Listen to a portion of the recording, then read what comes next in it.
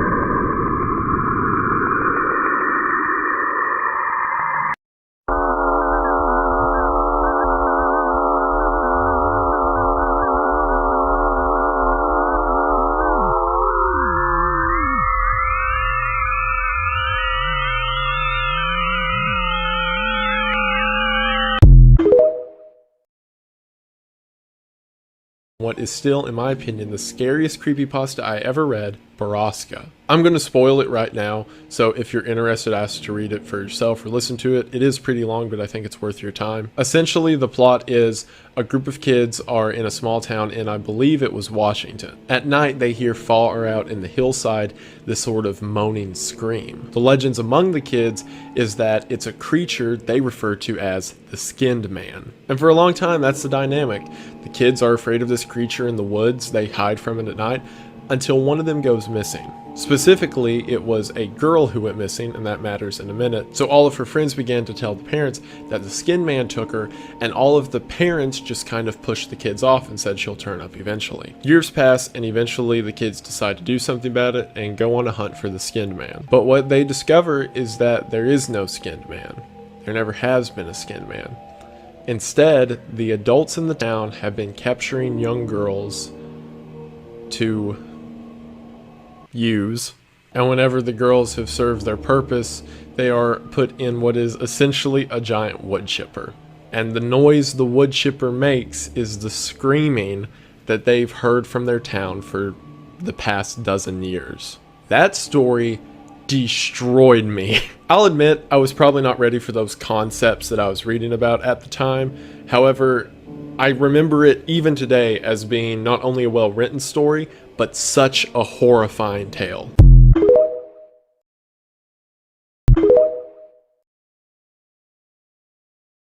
Can I show you a scary video? No, because this video is crazy and nobody really talked about it. Like, it got news articles, but the original video didn't even go that viral. This video is from 2020 and it comes from Bogota, Colombia. And in the video, the man starts to hear strange sounds at this airport called El Dorado. And he goes to investigate, and this happens. Nadie allá. Dios mío. Bueno, voy para adentro. La sangre de Cristo me cura. Hola, hola. Hola. Hola, hola. ¿Estás acá? ¿Dónde estás? Se prenden las luces. ¿Estás jugando con la llave? ¿Ah?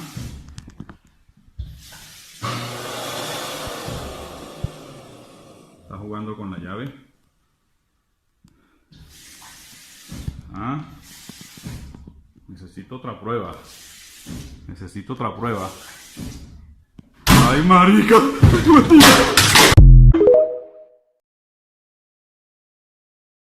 Let's talk about this scary skinwalker encounter. A TikToker named Samuel said he was walking through a parking lot when a random man suddenly called his name. Whoever made the packaging for bacon needs to be fired, because why is there no like Ziploc or anything on these packages? Who designed this? When I find you, I'm going to steal your dog. I'm going to give you the worst life you can ever have. I hate you. He looked at the guy and got closer to see if he knew him, but he had no idea who he was. And he wondered, how did the guy even know his name? That's when things started to turn weird. The man asked him for $1 and said he knew that he had one on him right now. I don't know how he knew that, but I would have told him to mind your business. Stop pocket watching. Hey, I got a question. Do y'all like chocolate milk or strawberry milk? Comment down below. Samuel said at this point his heart was beating out of his chest. He told the man, yeah, I have $1. You can have it. The man then snatched the $1 out of his hand and asked him if he wanted to see something. The man lifted up the back of his shirt, showed Samuel his tail. He then got on all fours, like an animal, you know, a dog, a lizard, and crawled away. Now look, man, I know this all sounds crazy, right? But as soon as Samuel had that interaction, he went straight to his car, recorded a TikTok video, uploaded the TikTok video. Okay, bro, so the weirdest thing just fucking happened to me. Try this baby right here. Now that's a good BLT. I checked his page and he hasn't posted since. That was his last video. If somebody knows Samuel, let me know if he's still alive, because that was his last video posted and that was in 2022. I'm not having that. The fuck do you mean? I'm never getting back with you. Said that we could take it slow. Going to the places that we used to go. Hate rushing down through my bones. Putting out the flame that we used to have. The thoughts of you, I never knew what the hell you got me into. I thought you knew. Thought of you as pure, such an innocent, happy coincidence. Hey, hey, but now I realize that I'm not into this. So I do have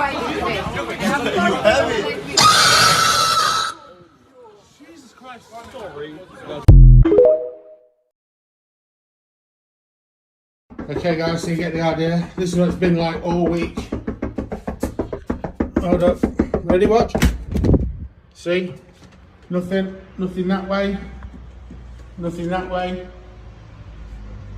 I don't know if you saw earlier in the week, we caught something near the bin. It was doing this knocking crap. And then my daughter caught something like a wolfy type creature coming around the bin. Go back and watch the video. It's, what the hell? It sounded like the gate going. What?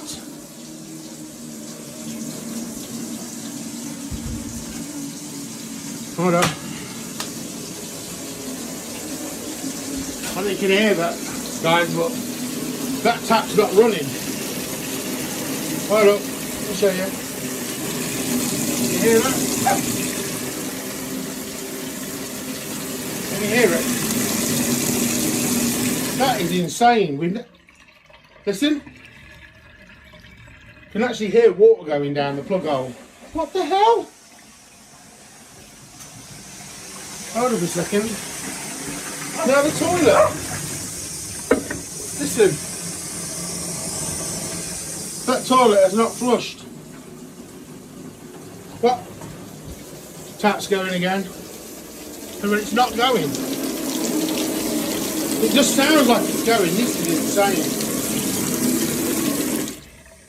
No, it sounds like it's stopped. That is just nuts. Absolutely nuts. Toilet still sounds like it's thinking. That is the gate again.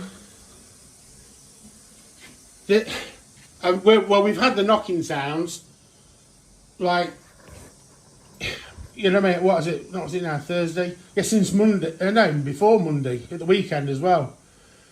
And that has been driving us nuts. It can happen for hours. And next door neighbours get pissed off because they can hear it too.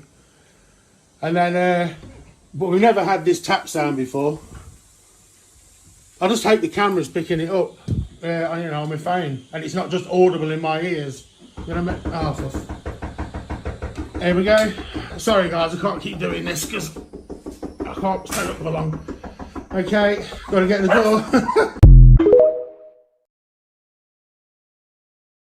Being a security guard is so creepy. Dude, like, I'm so on edge now. So freaking on edge.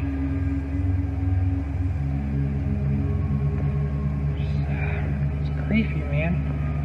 It's so freaking creepy. I don't know.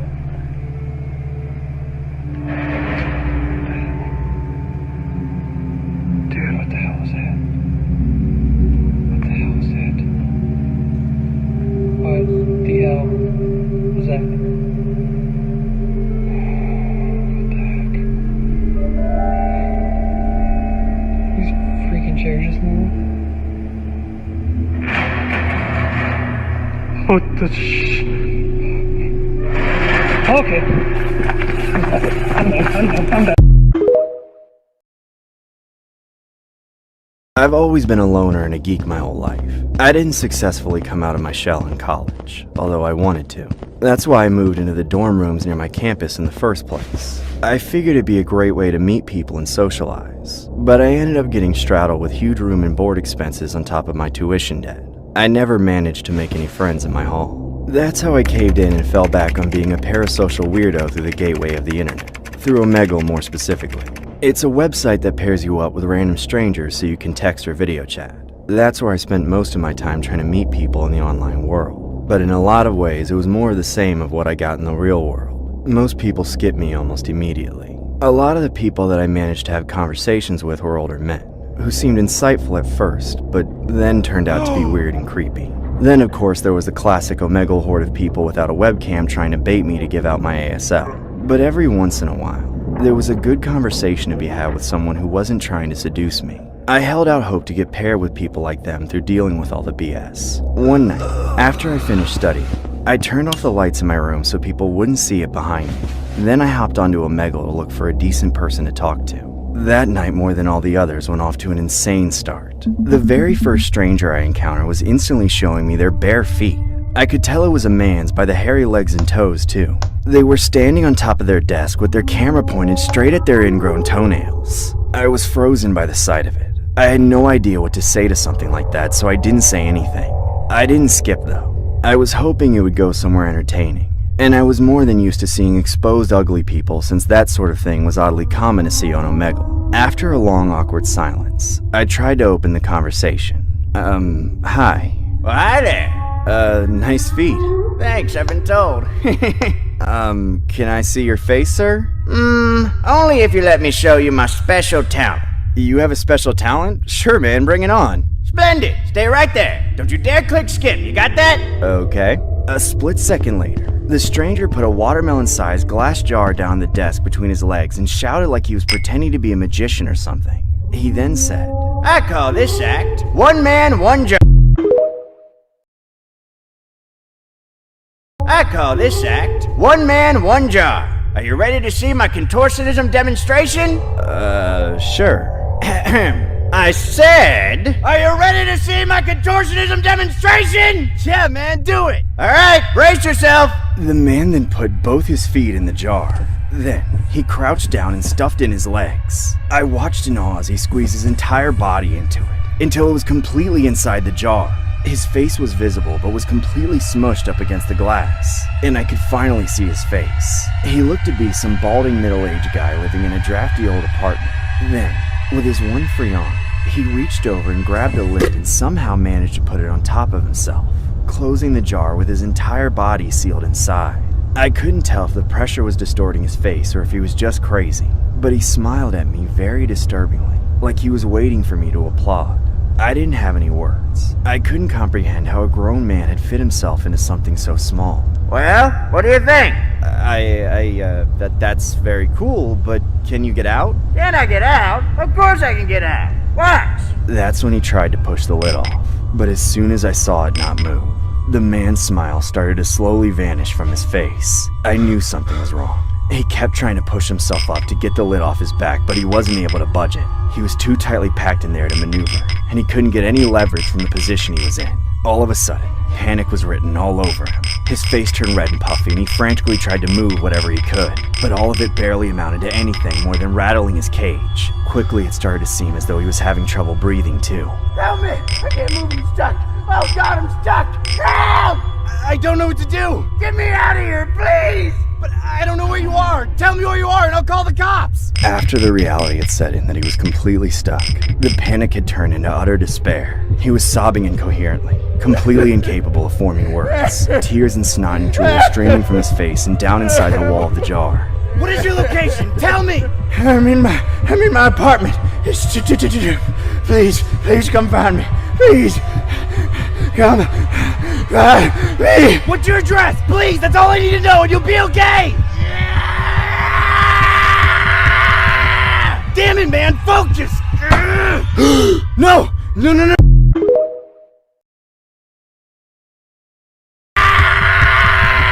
Damn it, man, focus! No! It only took me a second to realize what I had done. I became so panicked and frustrated that I accidentally pressed the skip button when I banged my fist on the table, causing me and the stranger to be disconnected forever. I'll never be able to properly describe that sinking feeling I felt in that moment, knowing I had just doomed that man to his unusual fate of slowly suffocating, trapped, alone, unable to move. My hands were shaking uncontrollably. I didn't think there was anything I could do. If I called the police, they wouldn't be able to find him since I never heard his address. I didn't record any of it, and there's no way of knowing where somebody is from Omegle. Without a better idea, I swore to never go back on there. I tried to forget that I was ever on Omegle in the first place. I actually got drunk for the first time that night, in hopes that I could go to bed and sleep without much trouble. But God knows, even after all these years, there's nothing that will get the image of that trapped man in a jar out of my head. It's been haunting me for so long. Every day I wonder what happened to him, if anybody ever came to rescue him, or if those moments he spent with me over the internet were his last moments with anyone. These days, I remember one man, one jar as a friend.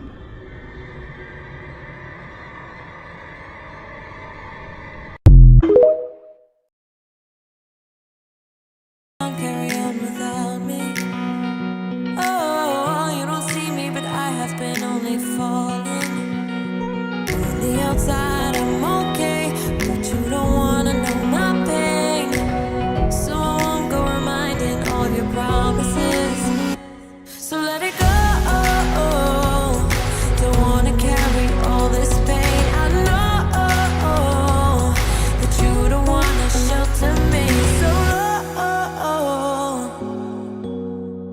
falling down below. A tricycle is steering itself around the road. It turns several times, then pedals off down the street.